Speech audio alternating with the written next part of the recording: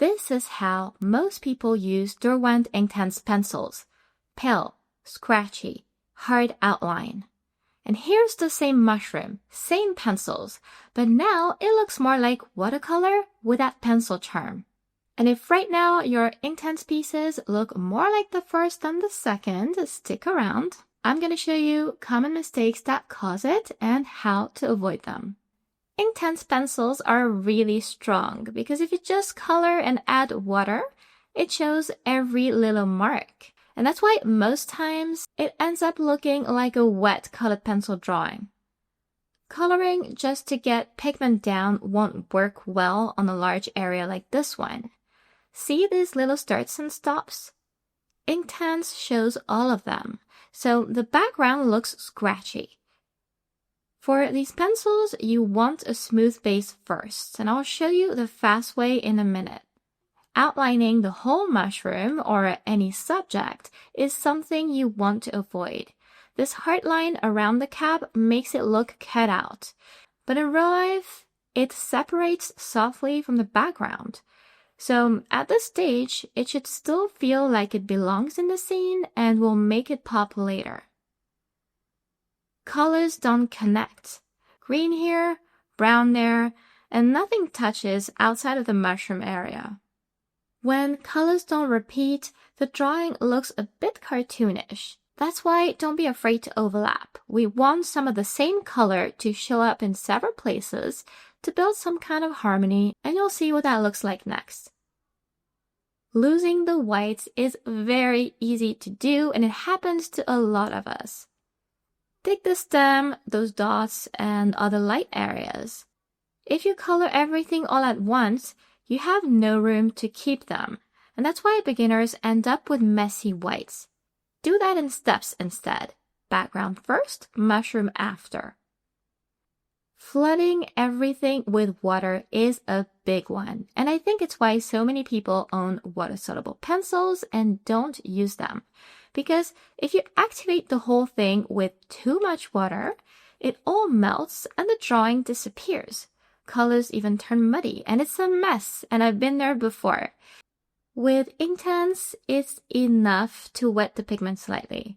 And now, let me show you a cleaner way to do it because those mistakes are super easy to fix once you know what to change. And if you want more Inktense projects like this, I've got a full Inktense training coming up, so make sure to hop on my newsletter from the link in the description below to not miss it. Coloring a big area like this is slow and it streaks easily. So while it's still a valid option, there's a cleaner and faster way. I'm going to show you my favorite technique. Just drop the pigment in a powder form with sandpaper. And if you need to keep a white spot, just don't drop color there. Then blend it in circles with a paper towel for a super smooth look. It's way faster and more fun than coloring everything by hand, and if you hate streaks like me, it's perfect. To make it look richer, just repeat, drop color, blend, and each layer is going to make the colors bolder or a bit darker, whichever you choose. And because we want the little details around the mushroom to show, since they're the ones in focus, I finish with a few pencil marks to draw grass tufts. So see how you can get a clean background if you want to, but you can also color directly on that base when you need more details. And compared to our previous version, the sandpaper technique filled all the nooks and crannies of the paper, and the background already looks more finished as it is. To activate the colors, I keep it super simple. If it's a big area, I take a bigger brush or I mist the pigment lightly. And I have soft parts here, so I switch to a round brush and I rinse every time I change color so it doesn't turn to mud.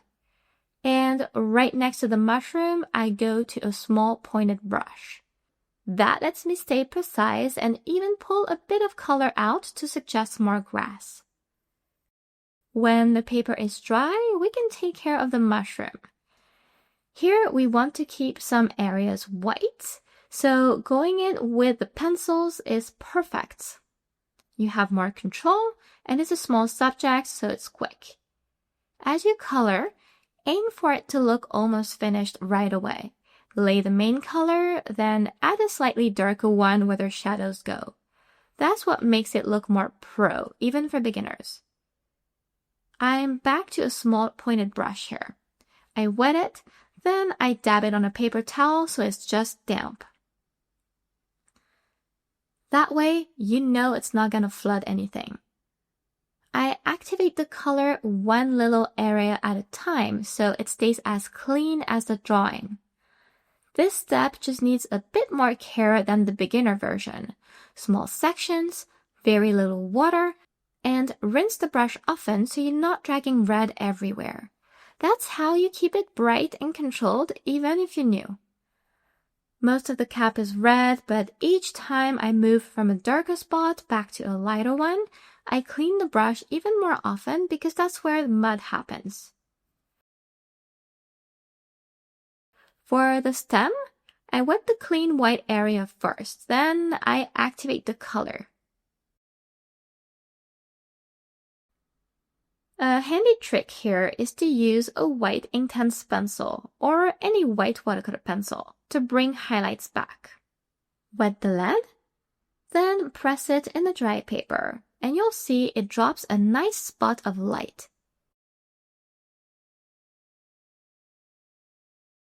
You can also just color with a dry white lead, as you would with a colored pencil, to add small, soft highlights. And here, it's great for this little shine on the mushroom.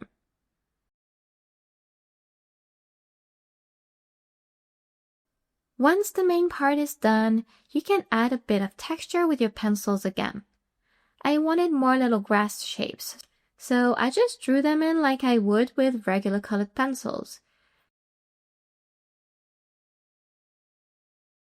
You can also lift a bit of color to make the mushroom and the tiny details stand out more. Small touches like these make it look finished. Now, can you see the difference between the two versions? This one is smoother and the edges aren't obvious. The colors look natural and the whites are still there. But here, it was all about coloring in steps with techniques that work well for water-soluble pencils and not flood the paper. Very important. So I hope this helped. If you want the full Inktense training when it's ready, sign up to the newsletter below. And if you'd like to try this mushroom in real time, the Patreon link is there too. So thank you for watching and see you next time.